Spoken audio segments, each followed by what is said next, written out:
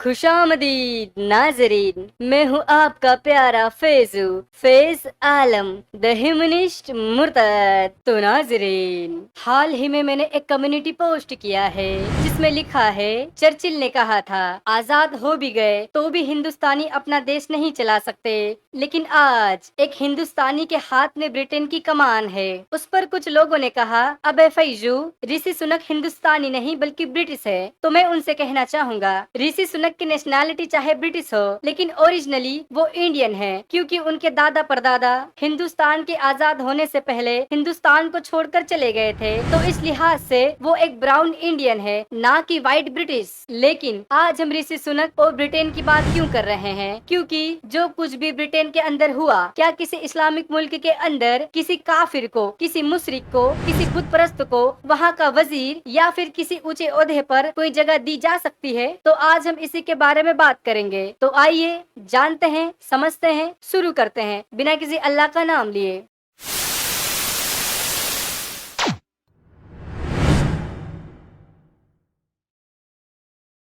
आप सभी का इस्तकबाल है मेरे चैनल में, और अगर आप चाहते हो कि आप मेरे थोड़े और करीब आ जाओ तो आप मुझे फेसबुक पर फॉलो कर सकते हो, जहां पर मैं आपको आपके सभी सवालों के जवाब दूंगा अगर वक्त मिला तो नाजरीन, क्या आप लोगों को पता है कि हिंदुस्तान के आजाद होने से पहले ब्रिटिश होटल्स के बाहर ये लिखा जाता था कि dogs and Indians are not allowed, यानी कि हिंदुस्तान के लोगों को कुत्ते के माफिक समझा जाता था। लेकिन आज जिस मुल्क से अंग्रेज भारत आए थे, उसी मुल्क का प्राइम मिनिस्टर यानी कि ब्रिटेन का पीएम एक ओरिजिन ब्राउन इंडियन बन चुका है। लेकिन क्या ये बात हमारे लिए कोई मायने रखती है? जी नाजरीन, बिल्कुल रखती है, क्योंकि विंस्टन चर्चिल, जिनका ब्रिटिश हिस्ट्री में बहुत बड़ा मुकाम है, उस बंदे ने ये बात कही थी कि हिंदुस्तानी लोग अपना मुल्क नहीं चला सकते, लेकिन आज उन्हीं का मुल्क एक ओरिजिन ब्राउन इंडियन चलाएगा, क्योंकि ब्रिटिश हिस्ट्री में ये पहली बार होगा। जैसा कि आपको पता है, अमेरिका के first non white president Barack Obama थे,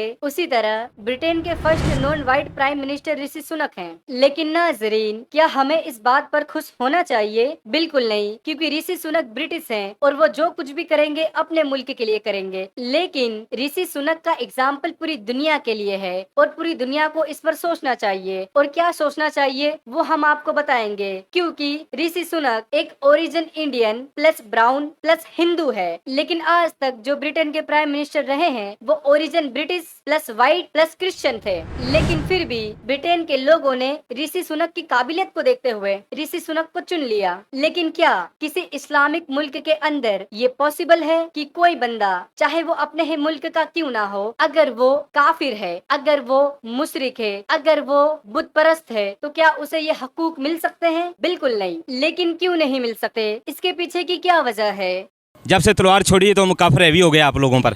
काफिर को मारते रहो तो काफिर ठीक रहते हैं, अपनी औकात में रहते हैं। अब अभी ये कौन है ये लोग? कहां से आते हैं?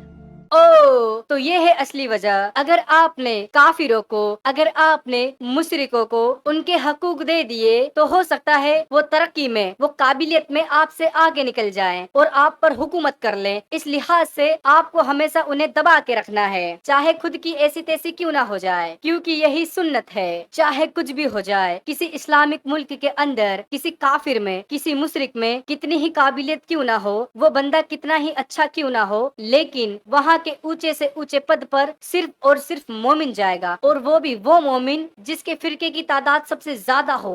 जी नाजरीन, इट्स अ हिलोरियस रियलिटी। लेकिन नाजरीन, हम आपको बता देते हैं कि कुरान और सुन्नत के अंदर दुनिया की हर प्रॉब्लम का सोल्यूशन लिखा हुआ है। तो ये जो प्रॉब्लम है कि क्या कोई काफिर या कोई मुशरिक या कोई बुत परस्त अपने हकूक की मांग कर सकता है, तो जी नाजरीन, कुरान और सुन्नत के अंदर इसका एक हलाल तरीका है, वो हम आपको बताएंगे। जी नाजरीन, अगर आप काफिर हो, अगर आप मुशरिक हो, अगर आप बुत परस्त हो, अगर आप गैर मुस्लिम हो, अगर आप नॉन मुस्लिम हो, अगर आप अहले किताब हो, अगर आप यहूदी हो, अगर आप नसारा हो, अगर आप ईसाई हो, अगर आप फलाना ढिकाना कुछ भी हो, लेकिन अगर आप मोमिन नहीं हो, तो आपके लिए एक ही तरीका बचता है, और वो ये है कि आप धिम्मी बनकर जिंदगी गुजारो। जी नाजरीन, धिम्मी एक वो बंदा है जो मुसलमानों को जजिया देता है, वो भी जिंदा रहने का। अब कुछ लोग कहेंगे कि ये तो टैक्स है और ऐसा का ऐसा टैक्स मुसलमानों से भी लिया जाता है जिसे जकात कहते हैं। लेकिन नाजरीन, जकात और जजिये में फर्क है। वैसे ही जैसे हफ्ता वसूली में और डोनेशन इकट्ठा करने में फर्क है।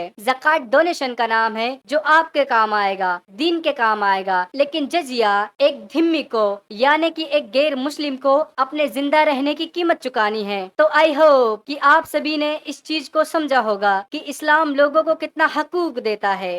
गैर मुस्लिम तो इतने गंदे लोग हैं जो किसी काबिल इंसान को, जो कि ओरिजिनली उनके मुल्क से ना हो, जो कि उनके रंग रूप से ना हो, जो कि उनके मजहब से ना हो, उसको भी काबिलियत के बेस पर सारे हकूक देते हैं और बड़े से बड़े मुकाम तक उसे पहुंचाते हैं। लेकिन सबसे बड़ा हकूक इस्लाम देता है कि वो एक नॉन मुस्लिम को, एक काफिर को, मुशरिक को, बुत परस्त को उसके जिंदा रहने की कीमत लेता है। तो इस तरह के कानून को दिल से सल्यूट है और मैं चाहूंगा कि मुसलमानों के साथ भी इसी तरह का कानून पेश आए, क्योंकि ये तो अल्लाह का कानून है और इसी कानून पर चलते हुए प्यारे मोमिनों के साथ भी यही रवैया होना चाहिए। तो चलिए आज का वीडियो यहीं पर खत्म करते हैं, मिलेंगे नेक्स्ट वीडियो में। जय हिंद, वंदे मातरम।